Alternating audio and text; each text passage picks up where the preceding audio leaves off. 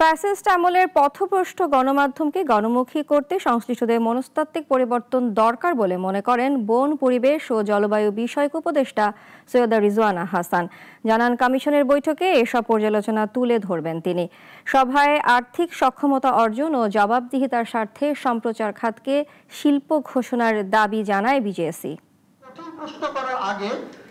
রাজধানীর একটি হোটেলে বিবিসি মিডিয়া অ্যাকশনের সহায়তায় গণমাধ্যম সংস্কার কমিশন প্রতিবেদন পর্যালোচনা শীর্ষক এক মতবিনিময়ের আয়োজন করে ব্রডকাস্ট জার্নালিস্ট সেন্টার বিজেসি। এতে গণমাধ্যম সংস্কার কমিশনের প্রতিবেদন পর্যালোচনা এবং সাংবাদিকদের নিরাপত্তা সহ উঠে আসে নানান বিষয়। সংস্কার কমিশন যে সুপারিশগুলো করেছে অনেকদিন কাজ করার পর, এবং সরকার যখন বলেছে যে কিছু ইমিডিয়েট সুপারিশ দেওয়ার জন্য, সেগুলো দেওয়ার পরও আমরা আসলে সেরকম ভিজিবল কোনো অগ্রগতি দেখছি না। কে সাংবাদিক না, ভেরি রিস্কি আলোচনা। এভরিওয়ান ক্যান বি এ সাংবাদিক, কিন্তু সাংবাদিকতার যে অপরাধীকরণ, ওইটাকে আপনাকে অপরাধের আইন দিয়ে অ্যাড্রেস করতে হবে, সাংবাদিকতার আইন দিয়ে না।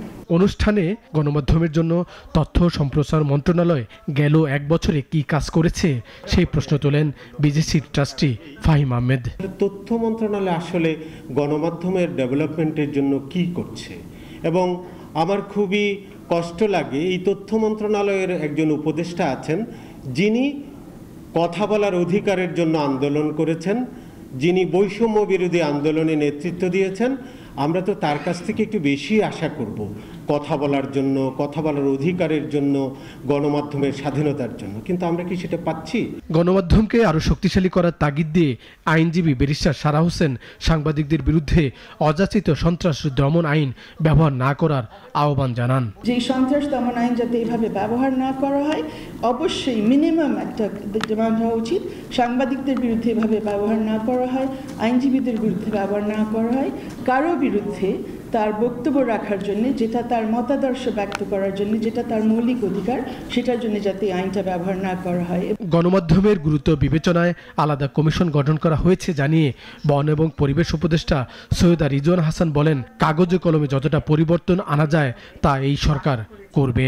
একটা নির্বাচনের দিকে যাচ্ছি, একটা গণতান্ত্রিক সরকার আসছে, কিন্তু আমরা নির্বাচিত সরকার আসবে, কিন্তু আমরা ওই আস্থাটা রাখতে পারছি না যে তারপরে আর ওরা এটা করবে বলে। বর্তমান সরকার মব জাস্টিসের বিরুদ্ধে শুধু বিবৃতি নয়, দোষীদের বিরুদ্ধে ব্যবস্থা নেওয়া হচ্ছে বলে দাবি করেন সরকারের এই উপদেষ্টা। মব জাস্টিস একটা সমাজে কখন হয় বলেন? যখন সিস্টেমের উপর মানুষের ভরসাটা কমে যায়, যখন বিচার বিভাগে গিয়ে মানুষ মনে করে যে সে প্রতিকার পাবে না। এই সমস্ত কিছু অ্যাড্রেস করা একটা প্রক্রিয়ার ব্যাপার, এবং মব জাস্টিস যখনই হচ্ছে আমরা তখনই শুধুমাত্র বিবৃতি দিচ্ছি না, মবের সাথে যারা জড়িত তাদেরকে গ্রেফতারও করছি। গণতন্ত্রের প্রয়োজনে গণমাধ্যমের বিভিন্ন সংস্কারের প্রয়োজনীয়তার কথা উঠে আসে আলোচনায়। সাইদ আরমান, নাগরিক, ঢাকা।